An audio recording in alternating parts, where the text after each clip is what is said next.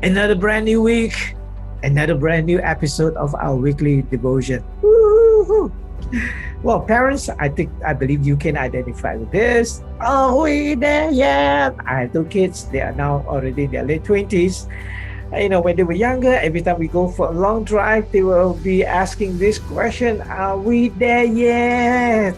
Why so long one? Parents, I know you can identify with that, with this. Well, today we're going to talk about this. Not about the children. We want to talk about weight training. Okay, not this kind of weight training, this kind of weight training. Patience. David wrote in Psalms 40, verse 1 and 2a, he says, I waited patiently for the Lord. He turned to me and he heard my cry.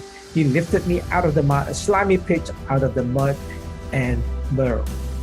Slimy pit was described by other scholars as the time when David went through a horrible period, or he went through a period of despair or a period of destruction. And while he was going through that period that was horrible for him, there was a period of despair and destruction, yet he said, you know what happened? I went through this period, but I waited patiently for the Lord because he will answer me. David was in the pit. It's not a beautiful place to be in. I know some of you may be going through a period of valley right now. You're in that pit. And the way John Piper, a Bible scholar, described the pit, he described it as such.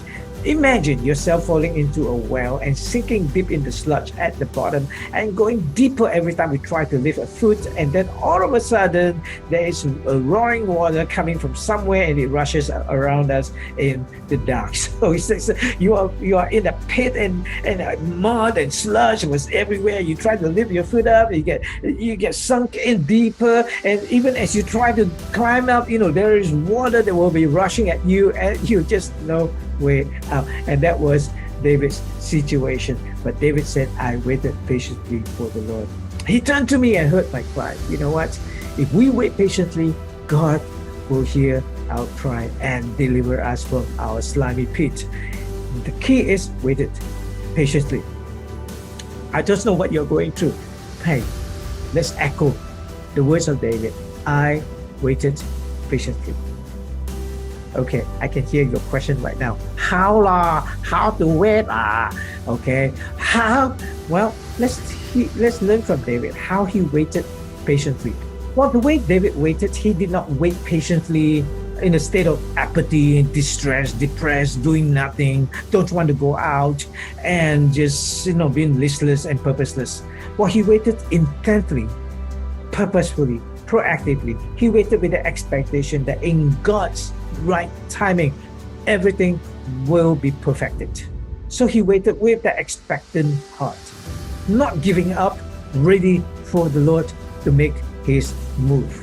And the way he does is while waiting for God to make his move, he did not focus on the pit that he was in. He focused on the wonders of the things that God has done. He said in verse 5, many, Lord my God, are the wonders that you have done. The things you planned for us, none can compare with you. Were I to speak and tell of your deeds, there would be too many to declare. Many times we focus too much on our own pit and our own pain that we fail to notice the beauty that's around us.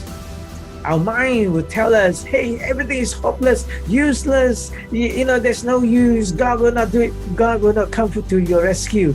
No, in his time, he will. But in the meanwhile, open your eyes and see the wonders of God's creation. It's not about what you want while you're waiting. It is about what you already have that God has given you. So while you are waiting, count your blessing. At the same time, be intentional, be purposeful, and be proactive, and wait for the right time, because God's timing is always perfect. David was in the slimy pit, but he said, I waited patiently. We can do likewise. I pray that you will be patient to wait for the right timing of God. And while you're waiting, focus on the beauty of God's creation and the blessings that you already have. And, don't internalize your pain to the point that you are blinded to the things of God. Weight training is good for your muscle. Maybe not your physical muscle, your spiritual muscle. Because the Bible says, they that wait upon the Lord shall renew their strength. They shall mount up with wings as eagles. They shall run and not be weary. They shall walk and not faint. Woohoo! Well, I pray that whatever that you're going through this week, open your eyes and see your life from God's perspective. Hey, this week we're going to start this new series on Wednesday night, The Rhythm of Life. And this week we're going to talk about the fulfilled life. Next week we're going to cover the courageous life. And on the July 28th, we're going to cover the meaningful life. Hey, if you have not signed up, quickly sign up. I hope to see you this coming Wednesday. Okay? So may the Lord bless you and keep you. May the Lord make his face to shine upon you and be gracious to you. May the Lord lift his countenance upon you and give you peace. Have a good week ahead. Open your eyes while you wait.